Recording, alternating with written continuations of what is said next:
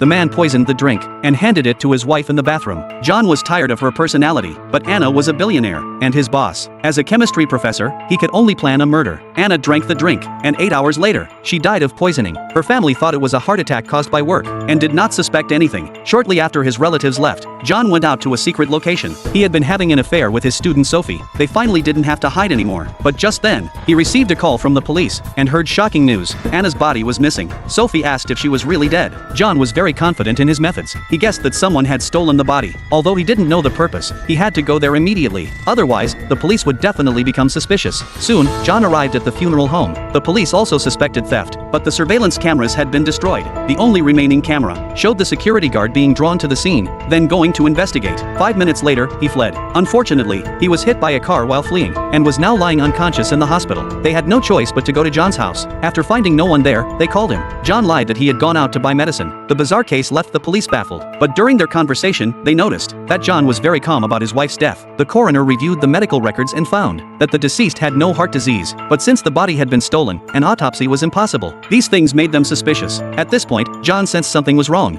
and called Sophie to ask her to go to the hospital to investigate. After hanging up, he cleared the call history and went outside to test the waters. The other party indeed did not let him leave. The change in attitude made him realize that he was already under suspicion. At that moment, the light suddenly went out. The police told him to wait for further notice. He heard sounds coming from the morgue. John curiously opened the door to investigate and discovered his wife's keepsake box. Strangely, one item was missing. The storage cabinet next to it had also been damaged. What was even more terrifying was that the poison he had used at the time was inside. At that moment, the power was restored. In a panic, he stuffed the poison into his pocket. The next second, the police walked in and immediately saw the broken storage cabinet. According to the list, the phone was missing from the belongings. The officer became even more suspicious of him and searched John. He quickly found the bottle of poison. He claimed he had picked it up off the ground, but this explanation now seemed feeble. Just then, Sophie called. To avoid exposing the truth, John lied and said it was his sister. After chatting for a moment, he hung up. Before the investigation was concluded, the police wouldn't let him leave. John went to the bathroom to call Sophie back. After hearing what was happening on his end, Sophie felt it was a trap, but only the two of them knew about this. Sophie said she hadn't told anyone else, and that the plan might have been discovered long ago. Blaming each other was pointless. The most urgent matter now